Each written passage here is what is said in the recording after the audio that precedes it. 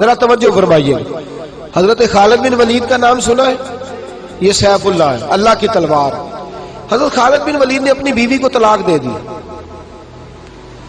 اور بڑا عرصہ وقت اچھا گزرا، طلاق ہو گئی، بیوی چلی گئی. ایک باغ بھی دیا تحفے میں. بعد میں ایک آدمی پوچھنے لگا حضور آپ نے بیوی کو طلاق دے دی، کیا معاملہ تھا؟ آپ فرمانے لگے کوئی مسئلہ نہیں، میری بیوی بڑی نیک تھی، پرہیزگار تھی، اچھی تھی، فرما بردار. انداز دیکھیے گا. کہنے لگا جناب عجیب بات ہے، طلاق بھی دے دی اور اچھی بھی بڑی تھی، کس بات پہ طلاق دی؟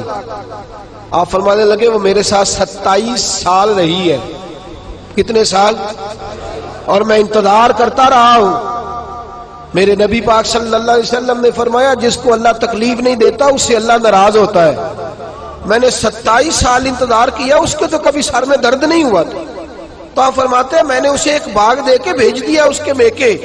میں نے کہا تیرے اوپر چونکہ آزمائش نہیں آتی تو کہیں ایسا نہ ہو اللہ تجھ سے ناراض ہے تو مجھ سے بھی ہو جائے. مانے لگے اس خیال میں نے اس کو بھیج دیا ہے کہ اس پہ تو تکلیف ہی کبھی نہیں آئی. ہمارے ہاں ذرا ذرا سی آزمائشیں ہیں اور لمبے چوڑے پہاڑ ہیں.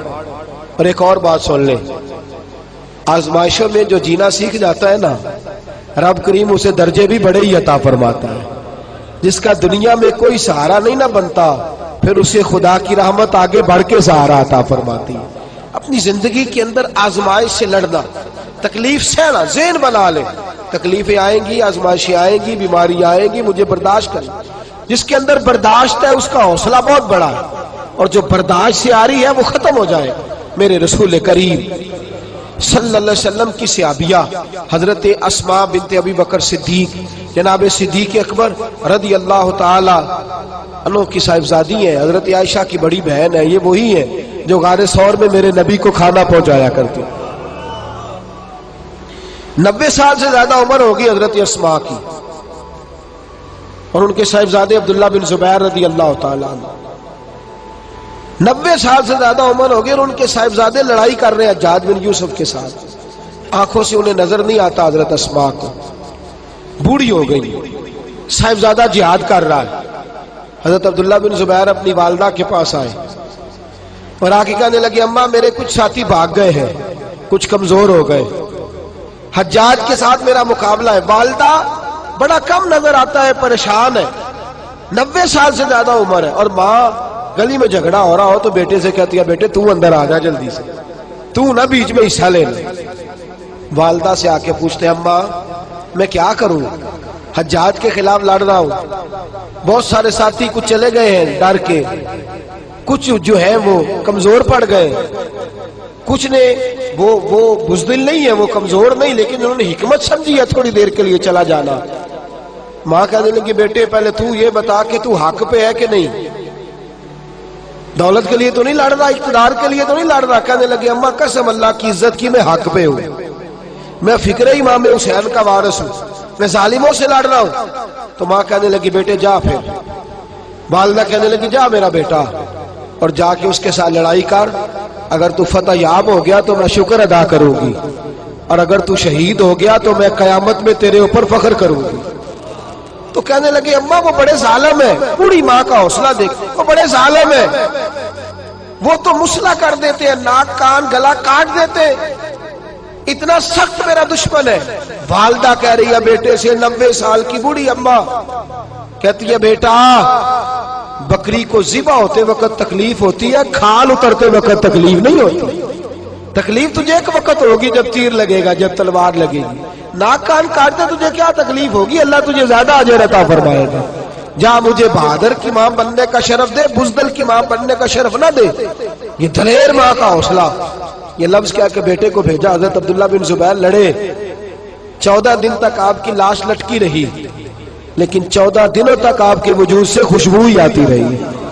حجاج بن یوسف نے آپ کی ماں کو بلایا، حضرت اسماء آئی، کہنے لگا تجھے پتہ ہے تیرے بیٹے کی لاش لٹک رہی ہے؟ کہنے لگی کیا کہا؟ لٹک رہی ہے؟ ہاں تیرے بیٹے کی لاش لٹک. کیا کہتے ہو؟ تیرے بیٹے کی لاش لٹک رہی ہے. پھر بتا لو.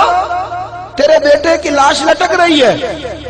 تو آپ فرمانے لگی شکر ہے اللہ کا، میرے بیٹے کی لاش لٹک رہی ہے، کہیں جھکی ہوئی تو نہیں ہے نا، کسی ظالم کے آگے جھک تو نہیں نا گئی، کہیں اس نے گلا کٹایا ہے کہیں جھکایا تو نہیں نا, شکر ہے میں اللہ تعالیٰ کا. کہنے لگے تو مجھ سے سفارش نہیں کرے گی کہ اس کی لاش کو ہٹا دوں؟ آپ فرمانے لگے جس رب نے اسے شہید ہونے کا حوصلہ دیا ہے وہ اسے قبر کی اعلیٰ جگہ بھی عطا فرمائے گا. حضرت عبداللہ بن زبیر جنت المعلا میں آرام فرما رہے ہیں اور سرخیل ہے وہاں کے مسلمانوں کے. عزیزوں, تکلیفوں کو آگے بڑھ کے وصول کرنا. ذرا ذرا سی بات پہ لوگ چیختے چلاتے کفر بولتے ہیں, گھروں میں فوتگی ہو جائے تو کفر.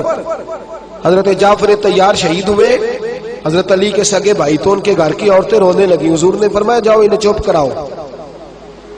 صحابہ گئے, خاموش نہیں, پھر رونے لگی. فرمایا چپ کراؤ انہیں, پھر چیخنے لگی. تیسری بار حضور نے فرمایا نہیں چپ کرتی تو ان کے منہ میں خاک ڈال دو.